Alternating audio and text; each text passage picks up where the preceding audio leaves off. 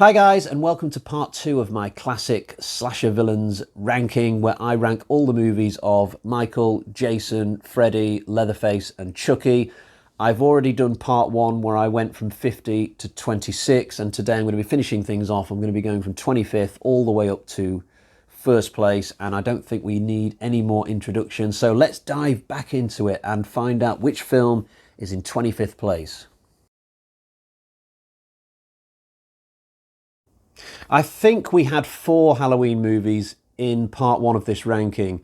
So Season of the Witch has done very well, because the last time that I did a standalone Halloween ranking, I think this film only beat 2 of the Michael Myers Halloween films.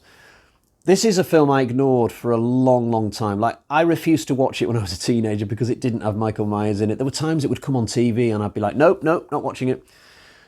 And I finally put it on in my mid-30s, I think, and instantly felt ashamed for ignoring it all that time, because it is a really good movie. It's a very original concept. It's a film that I think would be very hard to forget, even if it wasn't a Halloween film. There's some really gory, violent, memorable stuff in here, like the kid who puts the pumpkin head on and it ends up with snakes inside it and stuff. There are some really gory deaths elsewhere, and yet it never feels like a really violent horror film. I mainly think of it as a slow-moving mystery with lots of suspense and atmosphere. So it's got a bit of everything, this film. It's really cool. It's got a great protagonist with the Tom Atkins character, and I've just grown to become a fan of the film over time, and I would certainly never skip this when I'm doing a full Halloween run-through. I wish they'd do more of these standalone films, especially now that they've come to the end of the Michael Laurie timeline, but I suspect they won't do any more standalones. I just don't think they can be bothered, that they will not even entertain the idea of having a slightly reduced box office. They'll just carry on and do something else with Myers, but as a one-off standalone film, this was pretty good. Not the most loved of the Texas Chainsaw films, but I really liked it when I saw it. It does something different. I like this story of characters on the run from a mental asylum, and Leatherface is among them, but it's not quite the person we think it is, and we've got corrupt cops on their tail. It does something different. This is the 8th film in the franchise. I don't mind the formula being shaken up at this point. It's similar to how I feel about Halloween Resurrection, doing something different with the tone in that film. By the time you get to the 8th one, why not? Why not try something? There came a point in these films where I just got sick of the same dinner table sequence in every film. I can't remember if it was on YouTube or Facebook. Just the other week, somebody said about one of these films, well, it's not a proper Texas Chainsaw film. It didn't have a dinner table sequence. And I thought to myself, oh my God. It just goes to show, doesn't it, how completely different some people's opinions are on films. And nobody's wrong or right. It's just, one person feels this about something and another person feels completely different. But yeah, I got sick of the dinner table thing like after the original film. So when I watched something like this and the approach that it goes for, I personally felt like applauding it. I thought, yeah, something different. I really enjoyed it. I loved the Bonnie and Clyde killers that you get in this. That scene in the cafe, absolutely fantastic. So yeah, this is definitely one that I'm going to go back to in the future. Unfortunately, we are fast running out of Child's Play films. I think we've only got one more to go after this one. But I don't have any fault really with Child's Play 2. For many fans, it is sort of like the Godfather Part 2 of Child's Play films. I like the friendship that forms in this one between Andy and the new girl. I think it's a massive shame, actually, that she didn't really come back at all after this film. The story's pretty solid in this. It's cool how Chucky is his wisecracking self pretty much from the beginning of this one, whereas in the first film you've sort of got to wait for the halfway point. But this film's biggest selling point is its finale in the toy factory. I love that as a location for the ending of one of these movies. It feels really big in scope. It's some of the damage that Chucky takes near the end of this is really icky and satisfying, and the overall movie is just really good. I don't have much fault with it. If Chucky was a bigger franchise for me personally, I think it would have come a lot higher. Yep, sorry guys, but we are saying goodbye to Chucky at this point. That's all she wrote, I'm afraid, when it comes to this series, when it comes to this ranking. This is a good series, it is. It's got a lot of good films in it, but I think this franchise has struggled to compete against the likes of Michael Myers, Jason Voorhees, at least in my world, and that's been borne out by how the rankings have ultimately come out of the hat. But at least we got two Child's Play films in the second half of the ranking. That's got to count for something, right? This film is excellent, in all honesty. I know a lot of people think that number 2 is the best of these, but personally I think 3 is even better. I love the locations in this. I think the cadet camp is a brilliant place for Chucky to do his thing. And then later on we get some scenes in the woods, and then a fairground pops out of nowhere, and it's like, wow, we got another great location in this film. We get good kills in this, gory ones, funny ones, like the guy who dies of a heart attack, and that pisses off Chucky. I really like the main girl in this. I can barely remember what she looks like at this point because it's been a couple of years since I saw the movie, but I think she was a good character, well played. And overall, this was just the Chucky film that did the most for me. I think this was the apex of this series, and then it went downhill with Bride of Chucky. But yeah, I do like the films, but I don't think they will ever be like one of my favourite franchises of all time. So bye, Chucky. See you another time. We're going to move on with the other 4 franchises now. The most recent of the Texas Chainsaw films, and I thoroughly enjoyed it. My only negative with this is the inclusion of that character from the original film. That just didn't work for me in this. Firstly, they don't even have the original actress back because she died a few years ago. I mean, can you imagine if they'd have done Halloween 2018, but with somebody else playing Laurie, not Jamie Lee Curtis? You'd watch it and you'd think, what was the point of that? And that's how I feel about this film, honestly. Also, I don't like this idea that just because you've survived a traumatic horror film in the 70s, you're then going to be miserable and depressed and drinking alcohol for the rest of your life and living with a wall full of guns just in case you happen to come across that same villain again. No, people are just going to move on with their lives, you know. So I don't like that aspect of this movie, but all the stuff in that kind of western town with the new characters, the younger kids, I think it's really great. This film's full of atmosphere, lots of tense moments of people creeping through houses with creaky floorboards and girls crawling under floorboards with, you know, and they're getting drowned in sludge and stuff. That scene where Leatherface goes on the bus and just takes out about 20 people in one go, I absolutely loved that. I didn't know it was coming. It was just the most fantastic, unexpected bloodbath. I thought it was absolutely awesome. You get a great twist at the end of this film as well. So I liked this. I liked it quite a bit, actually, and my first thought after it was done was, come on, Netflix, give us another one. This is my second favourite of the Texas Chainsaw films, so we've only got one more of these to come. So sadly, Leatherface fans, I'm afraid your franchise is very much on life support now in terms of its future in these rankings. Leatherface could very soon be joining Chucky in rankings heaven, but I've always liked this one. It doesn't get a good... It doesn't have a good reputation, but I saw it at the cinema when it came out. There were only about 7 people in there watching it, but I had a good time. It wasn't the 3D version that I watched. It was a 2D showing. Later down the line, when I watched it on Blu-ray, I enjoyed it even more, actually. I think there's a fantastic chase sequence in the middle of this film, which is really awesome. I like the whole mansion setting. I think we get a great final girl in this one. A lot of people get hung up on that whole do your thing, cuz, and yeah, it's a pretty terrible line, but it doesn't destroy the movie. And I kind of like the fact that the main girl and Leatherface pull together in the warehouse sequence. I just think that when we get to the finale, Alexandra Daddario, I can't remember her character's name, I think she should be killing Leatherface in the finale, in all honesty, but, you know, they had to leave it open for a possible sequel that would never come.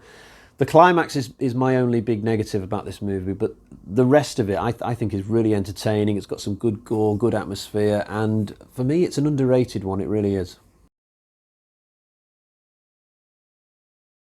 So Texas Chainsaw gets a temporary stay of execution because we are back into the world of Freddy.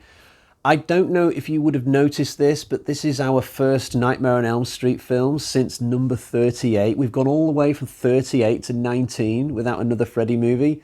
For me, this franchise, it's basically 3 brilliant films and 6 completely dire ones. There's like this big no man's land between the quality of this one, Dream Master, and whichever one we had at 38. I think it was Freddy's Dead. So Yeah, I really like this one. It was directed by Rennie Harlan. He injects that quality, that necessary touch of class to keep things going at this juncture, because there were some bad habits starting to creep into Nightmare on Elm Street at this point. The tension and the atmosphere was starting to go, replaced by, wisecracking Freddy kills and big colourful scenes. This film has my favourite kill in the franchise, I will say that, the Roach Hotel thing. I really like the time loop moment where Alice and her boyfriend keep going back on themselves. I really like the Alice character. She's probably my favourite character in this franchise. But I like what the film does with the characters from Dream Warriors as well, killing them off early. It adds a sense of poignancy, I feel, to the Dream Warriors film. So if you watch this one and then go back and watch Dream Warriors again, that film feels extra sad somehow, knowing the fates of all the characters. They all die, basically, everybody who's in Dream Warriors. So this film has actually made Dream Warriors even better than it already was for me. But I like this film. It's packed with great content. It really is. It's definitely one of the 3 Nightmare on Elm Street films that I will occasionally go back to. I didn't really have much feeling for this one when it came out. I kind of figured that it would probably be something of a black sheep in the franchise, a one-off film that we would swiftly move past. I certainly wasn't expecting sequels. I just wasn't that enthused by the idea of a 60-year-old Laurie coming back again, and now she would be even more depressed than she was in H2O. So the whole Laurie side of this, I'm not massive on even today. It took me until Halloween Ends, really, to start liking the Laurie character again in this timeline. But I like the newer characters. I think Allison is a fantastic final girl. You get some decent kills in this. The storyline isn't bad. And that sequence in the middle where Myers goes around the different houses and just starts taking out random people, that is one of the best sequences in this entire series. Like, that sequence has probably bumped this film up like 5 places in this ranking. It is the jewel in the Halloween 2018 crown. And I guess the film has sort of improved a little bit as well because Halloween Kills didn't quite work out. So, yeah, I like this one. I mean, it would be halfway up my Halloween ranking, certainly. It's not one of the best, but as you can see today, it's done fairly well. I don't mind it when a franchise decides to shake things up a bit, try something new. I'm always willing to see what the quality of the results are from that. And I think when it comes to Jason Goes to Hell, I think you end up with a damn good horror film. I mean, it's not your traditional Friday the 13th fare, but I mean, it's gory in all the right places. It's got some really fantastic sequences that feel very action horror at times. This is sort of like the Friday the 13th version of Terminator at the times. The way that the Jason figure, whoever he might be at certain points of the film, the way that he just barges into buildings and you end up with these like mini battles, I think it's really, really cool. It's a funny film at points as well, and even the mythology extensions that they shoehorn in here, I don't mind them, you know. Probably if I sat down with a pen and paper and tried to see how much all these new plot things match up to previous films, maybe I would spot a few plot holes and things that don't quite add up in terms of Jason's relations and things, but usually I just watch this film and go with the flow, and I've always had a good time with this one. I think it might have been the first Jason film I ever saw back when I was a kid, but I'm not entirely sure about that. It was either this or The Final Chapter, and I honestly can't remember, but I like this film. I really do. The Blu-ray for this comes out at the end of January in the UK, and I am absolutely going to buy that as soon as it is available. And once I have it in my possession, I'm going to do a full run through of this franchise, all 13 films. That is going to be a really epic bonanza, and I'm particularly looking forward to watching the reboot trilogy again, including this film, and just seeing how the 3 films fit together, because I didn't revisit 2018 and Kills just before Halloween Ends came on at the cinema, if you see what I mean. I wasn't even really looking forward to Halloween Ends because my experience with Kills, even though that film isn't terrible, it certainly diminished my eagerness for Halloween Ends a little bit. Like, I only watched one of the Halloween Ends trailers, and I only watched that once. In the end, I kind of just went to the cinema out of franchise loyalty rather than because I was genuinely really looking forward to this film. But from the minute it started, I was really into it, and I thought, yeah, this is going to be much more my film. Like I said earlier in the rankings, I do like it when a long-running franchise experiments from time to time, shakes up the formula a little bit. Some people will never be happy, will they? I mean, for some people, they will never be happy unless they get the killer doing 15 kills as usual and then dying, but not permanently dying at the end of the movie, blah, blah. But for me, I do like things to just subtly change from time to time, and this film gives you that. It's a really good drama. It's a good slasher film as well. I like the fact that most of the kills in this are of characters established earlier on in the movie. It just gives those kills a little bit more meaning. An example of a film that doesn't follow that rule is Friday the 13th Part 5, which kills lots of people who are just coming on screen for the first time. Those kills do not have as much meaning, but this film's awesome. It's really, really good. I just like it as a closing chapter to this timeline. So by eliminating this film at this stage, it means that we're now down to just one more Freddy film after this. So both Freddy and Leatherface are both on life support for the rest of this ranking now. They've both got just one more film left. This is a classic movie, obviously. I've got such an appreciation for it. It's a really clever concept, having this killer who comes after you in your dreams. And when I think of all five of these classic slasher villains that we're ranking in these two videos, Freddy's the last one that I would want to face. I mean, I just don't think I could survive him. With Michael and Jason, for example, I think I would have a reasonably good shot. I could just run out of town or hide in a cupboard or whatever, but how the hell do you get away from Freddy? This movie has a kind of dreamlike quality to it, almost as if the entire movie is a dream. I don't know whether that's by accident or design. It could just be that some of the acting among the teens isn't quite... It doesn't quite feel real somehow, as if these are very inexperienced actors for the most part. I once reasoned that the entire second half of this movie could be a dream. There comes a point in this, and it's been a while since I saw the movie, but there comes a point in this where you could easily make the argument that the rest of the runtime is just one big dream, but I don't want to get too in-depth on that stuff, or I could be here a while. But when it comes to this film, I even like the climax with the car driving away. I know some fans aren't keen on that scene, that they say it doesn't make sense somehow, but I just think it invites a lot of interesting mysteries and questions, which are sort of fun to get into. Soundtrack for this film is absolutely fantastic, and it's just genuinely scary. Freddy is in the shadows in this film, that there's not too much of him, there's not too much comedy. It's a really great horror film, an absolute classic, and even though it doesn't get into my personal top 10, I can certainly appreciate it for the 80s horror masterpiece that it is. Classic Friday film. I love the slightly lighter tone with the fancy disco music, and there are lots of bright, colourful characters in this. Some great kills, like the guy who stands on his hands. I think there are some interesting flashbacks and dream sequences in this, like what you get at the end of the film, and also that one where Jason seems to be a bit of a sex pest halfway through the movie. Some people have said that flashback is a bit off, but I kind of like it. It just poses some interesting questions about what Jason might have been before these films started. And honestly, I don't have much criticism about this particular Friday film. The only thing I can think of is that I think the bikers are a little bit wasted. I think they should have had to have integrated into the main group of campers out of necessity. I think there could have been some interesting clashes of personality there, but the film doesn't really go anywhere with its characters, which is a shame, because some of them are quite interesting. This film mostly just comes down to being a straightforward slasher in the end, but that's fine. You know, it's a good bit of early 80s Friday the 13th fun, and I'm quite happy, quite content to put it quite high up today. Yep, sorry Freddy fans, but that is the last we're going to see today of Nightmare on Elm Street, but what a way to go out, because this is an absolutely superb sequel.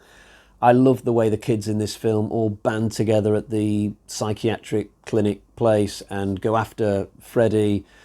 It's much better a story like this than when you get a whole bunch of horror victims who die before they even realise they're in a horror movie. Looking at you, Friday the 13th Part 4, even though you are still a really great movie and you've still not come out in this rankings yet.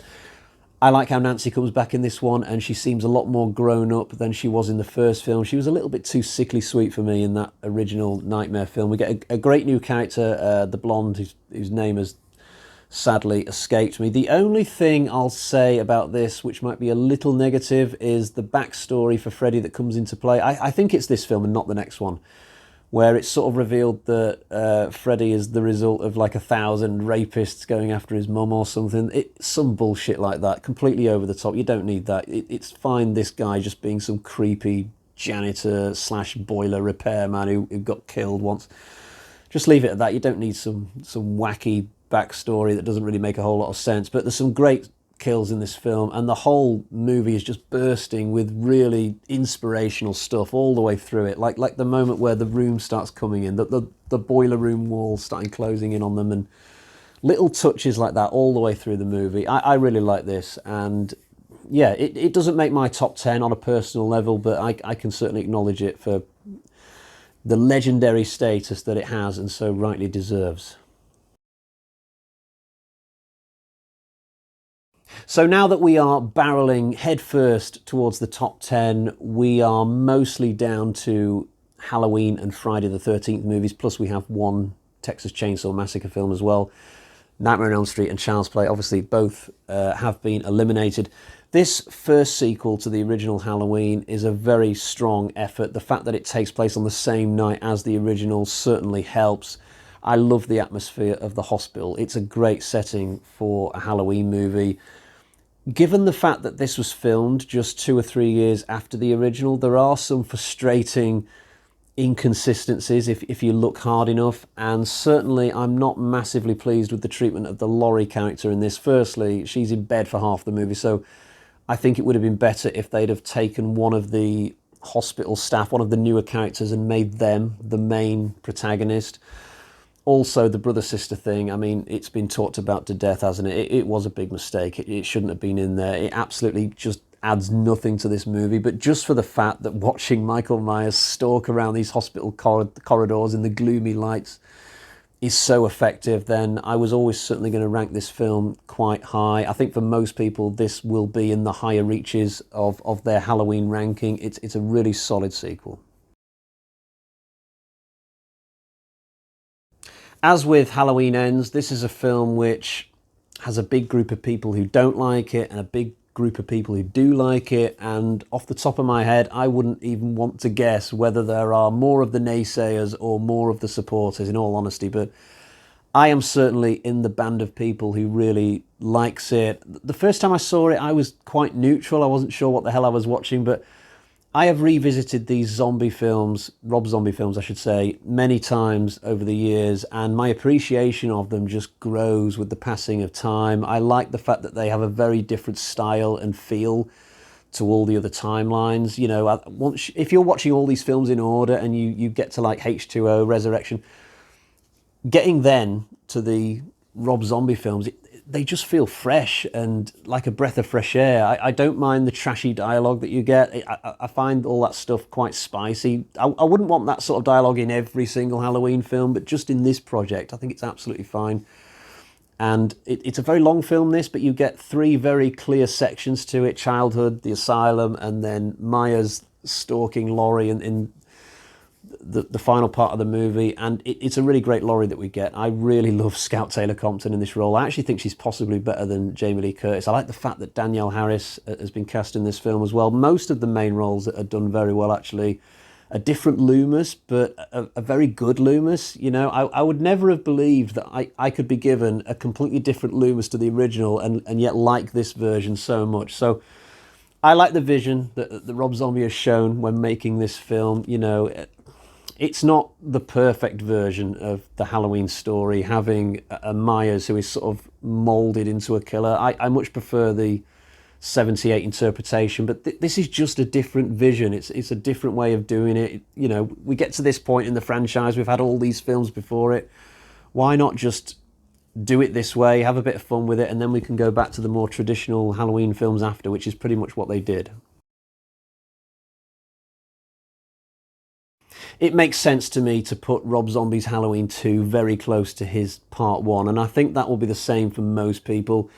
Even for somebody who doesn't like these 2 films, I think they will still place the films very close together, even if it's in like 46th and 47th place. You know, I can't see that there would be anybody who would put like one of these films in 37th and then the other film in 11th. I just don't see that, because these films are very close in style. They feature a lot of the same characters.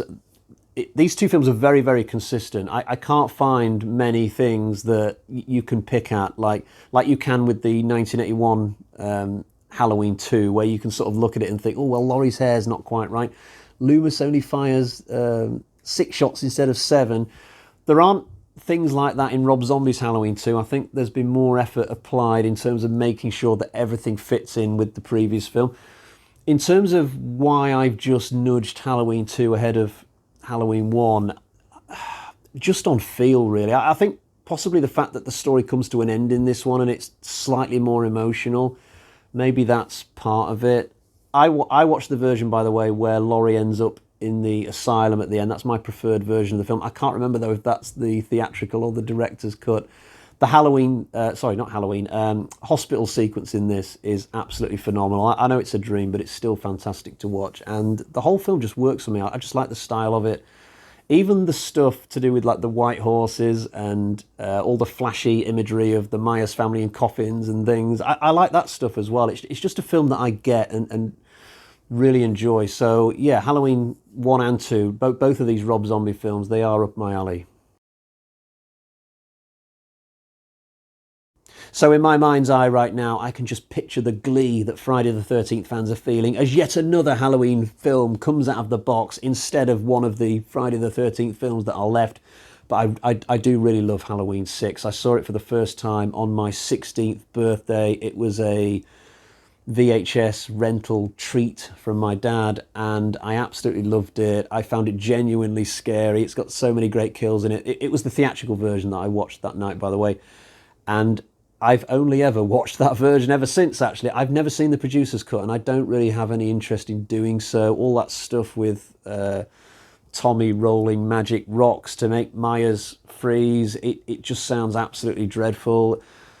If one day I end up with a Blu-ray of the film where the producer's cut is included as an extra, maybe I will slap it on and sacrifice an hour and a half of my time. But I'm certainly not going to spend money just to go out and get it as its own separate thing. I just don't think it would be for me at all, especially given the fact that I already love the theatrical cut. You know, for people who have never been sold on the theatrical cut, maybe the producer's cut, the existence of that was an absolute godsend. You know, they couldn't wait to go out and check it out and find out if that improved the film for them. But I'm not in that position. I love this film as it is. Not all of it makes sense. The story is very much it's a hatchet job, this story. Especially when you get into the second half of the film, there are little bits where you're thinking, okay, what's going on with that? Why did he just say that? What's the meaning behind that person in the surgeon's gown? And what does that guy mean when he says that exactly? Lots of little things that are a little bit confusing. You've sort of got to patch the story together in your head a little bit, but that's part of the fun of it. For me, this is an absolutely classic Halloween film now, and I'm very happy to have it in my top 10. I now count myself very much as a hardcore fan of this movie, although when I first watched it, I was actually a little bit bored. I wasn't really into it first time, but with several rewatches over the years, I've really come to appreciate it more and more each time. This is one of those films where every time you watch it, or at least it's the case with me, I just spot some new really cool detail that I hadn't noticed before. Like this one time I was watching it, I noticed that something Marcy says to Kevin Bacon halfway through the movie is almost like a premonition of what happens to her. She mentions something about a storm or rain or something like that, and that got me thinking, well, she dies in a shower, so it's kind of like a premonition that she's having. Maybe I'm overthinking things there. And also Brenda's kill, I just noticed on like the 6th or 7th viewing of the film that I really like Brenda's kill, the way that it's staged and the way you hear the child's voice in the woods, and earlier than that, the little glances she does towards the shower stalls and stuff. It's a kill that's developed really nicely. So again, another example of something that isn't that overwhelming in terms of its quality the first time you watch the movie, but with several viewings, you just find yourself appreciating certain little things. Like the lake in this film is probably one of the best Friday the 13th lakes. Like as they go through the films in the 80s, The Friday the 13th lakes just seem to get smaller and smaller and smaller until you get to like part 8 and suddenly it's a big lake again. But this is one of the better looking lakes, and I like the fact that Jason's mum is the killer in this. We get a very emotional ending. There's some really great music that plays on the end credits. In terms of negatives, I think it's a little bit unfair on the viewer that you don't get to see the killer until right at the end. A lot of people have said this, you know. Absolutely, Pamela Voorhees should have been in the background earlier on in the movie. She probably should have been in the cafe that guy in the yellow slicker goes to visit at a certain point. And maybe she could have been in the shop near the beginning that Annie visits. Incidentally, on that subject, I wish they hadn't have killed Annie because she's a really great character. But yeah, I've come to be a massive fan of this film over the years. There was a time when this was my favourite Friday. It was a fairly brief thing, but yeah, there was a time when this was literally top of the pops for me when it came to all things Jason Voorhees. It's now only my 4th favourite of these films, so we've still got 3 more Friday the 13th films to come after this one. Jason has done very well in this top 50. Probably my only real problem with this film is that it's too short. It's only 80 minutes, and I think the first 10 minutes is flashbacks from the first film, so it's pretty much like a 70-minute slasher film, this, which isn't really long enough. They should have bulked it out a little bit more, but we get a great final girl with Ginny, possibly the best in the franchise, and some great kills as well. The spear in the bed is the obvious memorable one, and it's just a great time all around. Even though Halloween has the best original film out of Halloween and Friday the 13th, I definitely think that Friday the 13th has the best second film, because I would say definitely, as this rankings has shown, Friday 2 is better than Halloween 2. All of a sudden, we have an absolute barrel load of Friday the 13th films coming out of the box, and suddenly the Halloween fans are in full voice again. They feel it could well be their day after all. This is obviously a much celebrated Friday the 13th movie. I do have 1 or 2 little issues with it, even though it's come this high. Mainly something that I hinted at earlier when I was talking about another film. So even though I like all of the characters in this, they all die without even realising they're in a Friday the 13th movie, which is a little bit frustrating. Sometimes when I'm watching this, I just want them to realise that there's a killer outside the house so we can see some sort of battle between the characters and Jason, but you don't really get that. Jason is such an effective, sleuthy killer in this that he somehow goes from A to B to C to D and picks off everybody in exactly the right moment. So we have to basically get down to the last 2 or 3 characters before anybody realises what's going on. But I love Crispin Glover and his buddy, who he spends loads of time with in this. Just a pair of really great characters. I love the kill in the beginning at the hospital with the saw, and I can't remember that character's name, the cocky doctor. Good stuff. And yeah, I don't think there's anything else I can really pick out when it comes to this. It's just a really great time, very well directed, and one of the best Jasons, I would say, with Ted White. Ted White and Richard Brooker from Part 3 are probably my 2 favourite Jasons on the whole.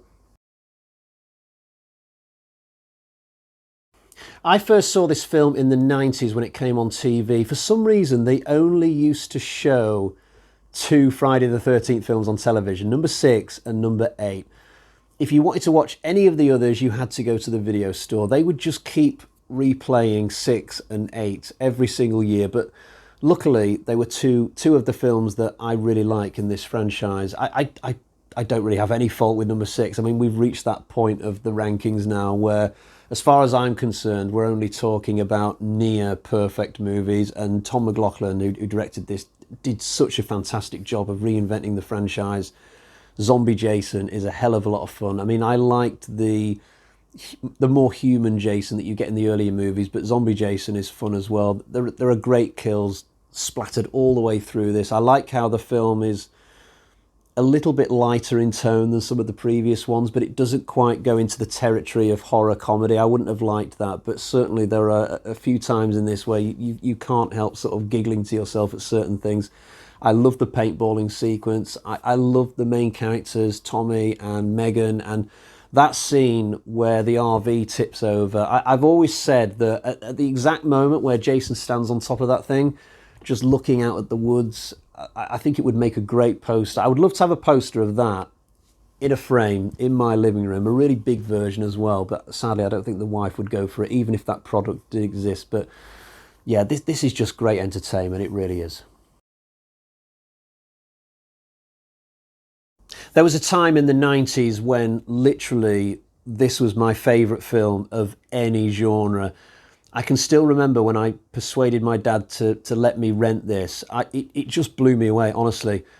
I think I watched it one more time before it was due to go back to the video store, and then a few weeks further on I persuaded my dad to let me rent it again. This film was like a religion to me for a while. Well, I guess the whole franchise was, even though there were only probably 5 or 6 Halloween films around about that time, but I especially loved this one. This one just really did it for me. I mean, in time the original would take it over, but when I was 13, 14, this film, it just scared the crap out of me. Like, there are scenes in this that don't really affect me now, but at the time, I mean, when Myers gets up next to Jamie's bed near the beginning and the thunder flashes and you just see that mask in the gloomy light, it's really effective. And all the way through this film, there are moments that are just very, very well directed. Myers coming towards Rachel in the alleyway and she runs off, and from start to finish, there are examples of really great scenes. It's just very well written, like the scene where Loomis spots the 3 different Myers and it just really confuses him. We get great characters as well.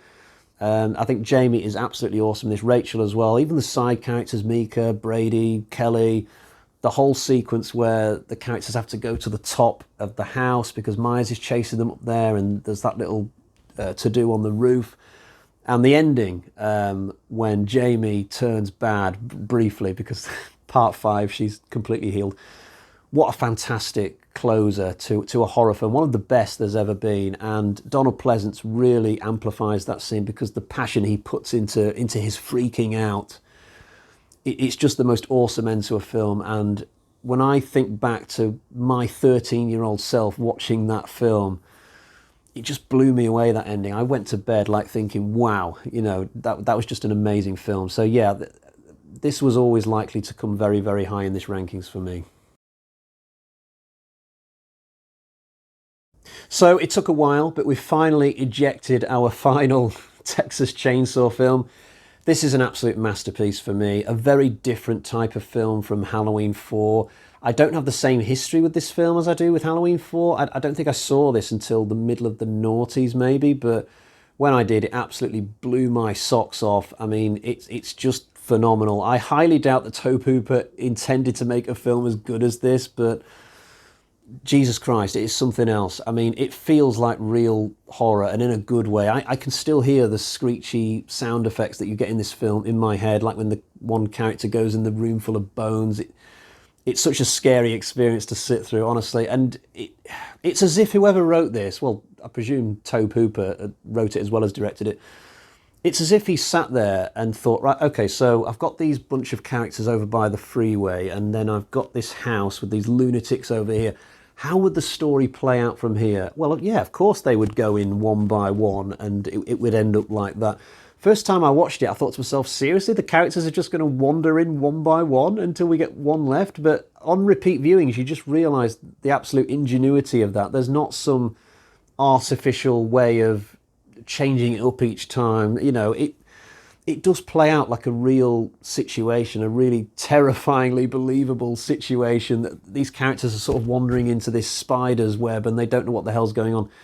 And the last half an hour of the film, it just gets frightening beyond belief. The way Leatherface comes out of the dark and takes out that kid in the wheelchair, it's like, whoa. And the chase between Leatherface and Sally, one of the greatest chases in any horror film I've ever seen. It's so intense. He's running so close to her throughout most of that sequence. It's amazing. One bit where she ends up in some branches and she gets stuck and he's sort of chainsawing his way through the branches, and a bit later on you get that ending where they all run out into the street because it's daylight and the hitchhiker buys it and Sally's just screaming her nuts off with blood on her face. I mean, this is some seriously intense horror. Absolutely love this movie. I've seen it so many times. It's such a shame that this was followed up by all those dreary sort of black comedy sequels in the 80s that just did absolutely nothing for me. But this first one, whoa. And It was the very first film made out of all 50 films in this ranking. It is absolutely one of the best of the bunch for me. So yeah, there we go.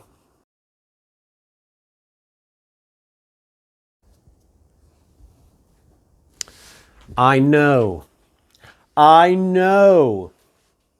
I can't help it. This is genuinely my second favourite film out of all of these films, but I will at least make some effort to explain myself if that's what you would like me to do, if indeed you are still watching.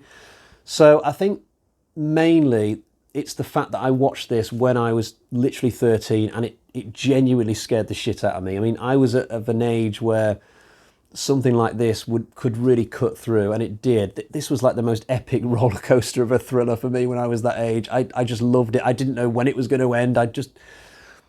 When the characters get away on the rowing boat, I'd sort of lost track of time, and I thought that was surely going to be the end. And then we end up in New York Harbor, and then it just keeps going, and we get the great kill with Julius, and then the underground train, and the sewer chase. It just went on and on and on, and it was like the most exciting experience ever. And my love for the film had been born, and it's never gone away. I just love this movie.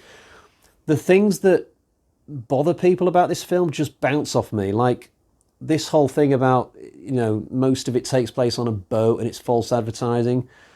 I don't care. I mean, when I try and think about what this film would have looked like had it been entirely set in New York, I think the film would have been far worse. I mean, the advertising would have been more accurate, sure, but you would have had a worse movie. I mean, they wouldn't have had the budget to go around all the famous New York places. You would have ended up with 90 minutes in like a Harlem townhouse or something, with a few bits in a warehouse here and there, a few bits at the harbour. It wouldn't have been very good to my mind's eye.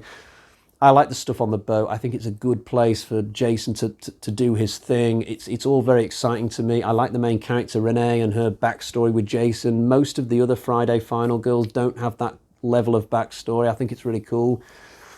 Okay, the White Mountains in New Jersey, yada, yada, yada. But when I'm watching this, I don't know, I can just picture that we're in some kind of fantasy world where this part of America looks like that, and there is this magical canal that leads out to the sea. I mean, I could spend a lot of time on this, but I genuinely love this movie. My love for it has developed over basically 30 years. I am that rare exception to the rule, that Jason Takes Manhattan super fan, and I don't see it changing, honestly. I can't change the way I feel, so don't look at me in that tone of voice. It is my second favourite film out of these 50 films. Let's now find out what is my favourite. So we are back into territory that feels more respectable, because I think a lot of people would put this as their number one in a rankings like this. I am a massive Halloween fan. I've watched it since Halloween of 1993. I even know the date that I first watched this movie, and it did lead to my love of all things Michael Myers. It did lead to me renting out Halloween 4 and falling in love with that film as well. But I'm not going to dwell too long on this film, even though it has come number one. I think if you've stuck with me this long throughout both videos, I think you probably just want me to wrap up at this point. Plus, at the time that I'm recording this, it's roughly 6:05 on a Sunday, and it is approximately 55 minutes until England kick off against Senegal in the World Cup. So I want to wrap up, go get some dinner, and get ready for the match. I'm not going to give you a big visual essay today on how Carpenter covers all the angles of a scene so expertly and yada, yada, yada. We'll do that another day. I've talked about this film so many times just on this channel, and other people have talked this film to death. It's probably one of the most talked about horror films of all time. So yeah, I think today we will just kind of quietly slink on past it and come to the end of the video. But if you've watched the whole thing, I really appreciate it. This was a real passion project of mine, ranking all 50 of these movies from these 5 great franchises, and I hope you will join me for another video very, very soon. Until next time, cheerio, bye-bye.